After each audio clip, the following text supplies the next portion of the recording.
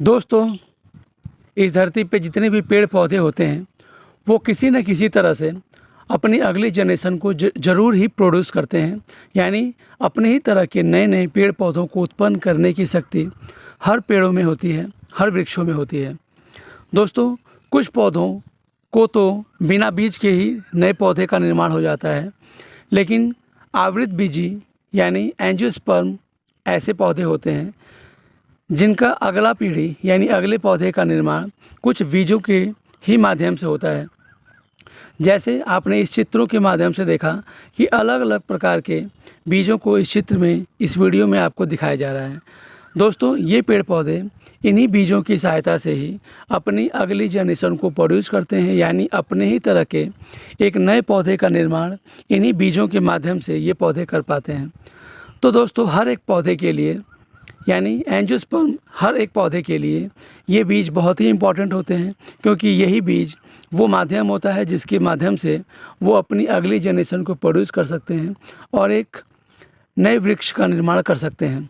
तो आज के इस वीडियो में हम लोग इन्हीं बीजों के बारे में और इन बीजों की संरचना और स्ट्रक्चर ऑफ सीड्स के बारे में विस्तार से अध्ययन करने की कोशिश करेंगे और यह जानने की कोशिश भी करेंगे कि आखिर ये बीज कैसे होते हैं, इनका स्ट्रक्चर कैसा होता है। तो चलिए शुरू करते हैं आज का यह वीडियो और जानते हैं स्ट्रक्चर ऑफ सीड के बारे में।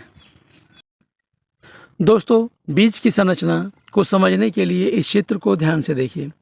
इसमें पहला वाला चित्र तो बीज का आउटसाइड का फिगर दिखाया गया है और दूसरा फिगर बीज के इनसाइड को दिखाया जा रहा है। इस चित्र में आप ध्यान से देख पा रहे होंगे कि किसी भी बीज के ऊपर का जो छिलका होता है उसको सीड कोट कहा जाता है। फिर उस सीड कोट के अंदर बहुत सारे डिफरेंट पार्ट्स होते हैं और सीड कोट के ही बगल में एक छोटा सा छेदनुमा संरचना होता है जिसको हाइलम कहा जाता है। और इस हाइलम के अलावा इस बीज में और भी अनेकों संरचनाएं होती हैं।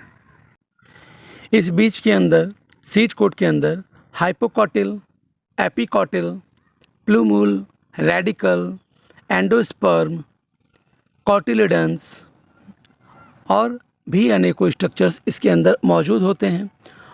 इसका कॉटिलिडन एक ऐसा पार्ट होता है जिसके आधार पर बीजों को दो भागों में बांटा जा सकता है।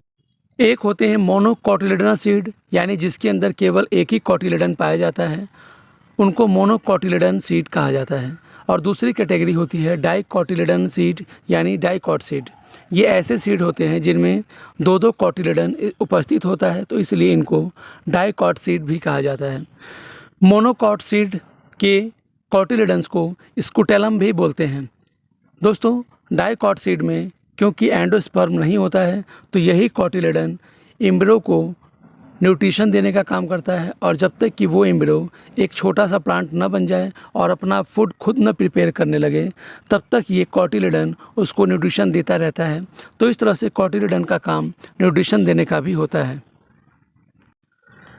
दोस्तों, सीड में एक बहुत बड़ा एम्ब्रियो होता है। इस एम्ब्रियो का ही पार्ट होता है प्लूमूल, रेडिकल, कॉटिलिडन और सीड कोट। सीड कोट उस सीड को ऊपर से कवर करने का काम करता है। दोस्तों, इस चित्र को ध्यान से देखिए। इसमें आपको एपिकॉटिल और हाइपोकॉटिल दोनों को दिखाया गया है। दोस्तों, यही एपिकॉटिल बाद में डेवलप करके प्लूमूल का फॉर्मेशन करता है, लेकिन हाइपोकॉटिल बाद में डेवलप करके रेडिकल का फॉर्मेशन करता है। दोस्तों, प्लूमूल सीड का ऐसा पार्ट होता है जिसके द्वारा बाद में जब सीड जर्मिनेट करता है तो वो प्लांट्स की लीफ का फॉर्मेशन करता है और स्टेम का फॉर्मेशन करता है। लेकिन रेडिकल इस सीड का वो पार्ट होता है जब ये प्लांट में डेवलप करता है तो ये रेडिकल रूट का फॉर्मेशन करने का काम करते हैं। इसके अलावा इस सीड के दोनों कॉटिलिडन को भी इस चित्र में दिखाया गया है। इसके अलावा सीड में दो लेयर पाई जाती हैं, जिसमें एक लेयर, बाहरी लेयर को टेस्टा बोलते हैं और इंटरनल लेयर को टैगमैन बोलते हैं। दोस्तों, ये दोनों लेयर सीड का एक बहुत इंपॉर्टेंट पार्ट होता है। इसके अलावा इस चित्र में plumule with to rudimentary leaves को भी दिखाया गया है। दोस्तों, यह ही एपिकॉटिल इस रूडिमेंट्री लीव्स में डेवलप कर रहा है और बाद में एक नए प्लांट को जर्मिनेट करने का काम भी ये करेगा। दोस्तों, जब किसी भी सीड में केवल एक ही लेयर उपस्थित होती है, यानी एक ही टैगमैन होता है, तो ऐसे सीड को यूनिट टैगमेक सीड कहा जाता है। लेकिन यदि किसी भी सीड में दो दो लेयर्स यानी दो दो टैगमैन उपस्थित होते हैं तो ऐसे सीड को बाई टैगमेक सीड कहा जाता है।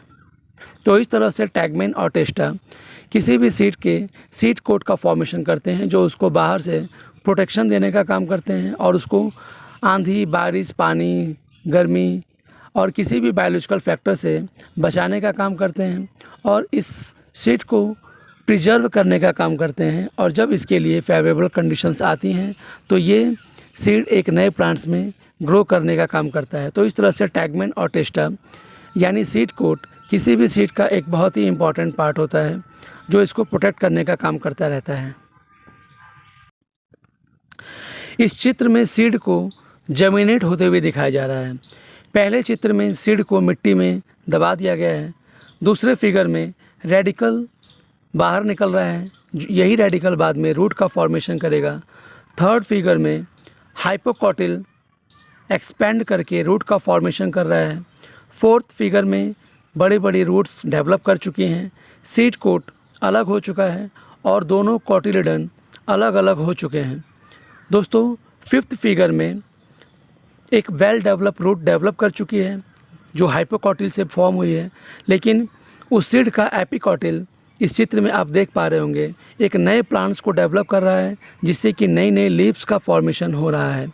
और इस सीड के दोनों कॉटिलिडन इस डेवलपिंग प्लांट्स को न्यूट्रिशन सप्लाई करते रहते हैं और जब तक कि ये सीड यानी ये लीव्स अपना फूड खुद ना प्रिपेयर करने लगे, तब तक कि कॉटिलिडन उसको फूड सप्लाई करते रहते हैं और बाद में ये प्लांट खुद ही फोटोसिंथेसिस प्रोसेस से अपना फूड प्रिपेयर करने लगता है। तो दोस्तों, हमें उम्मीद है आज के इस वीडियो में आपको डिफरेंट टाइप के सीड्स के पार्ट्स ज़रूर समझ में आए होंगे और आप सीड के स्ट्रक्चर्स को अच्छी तरीके से समझ चुके होंगे और इसमें सीड कोट, एपिकॉटिल, हाइपोकॉटिल, कॉटिलिडन क्या होते हैं इसको आप बहुत अच्छे से समझ चुके होंगे। तो दोस्तों, यदि ये वीडियो पसंद आया हो तो इस वीडियो को लाइक ज़रूर करें और इस चैनल को सब्सक्राइब ज़रूर करें। धन्यवाद।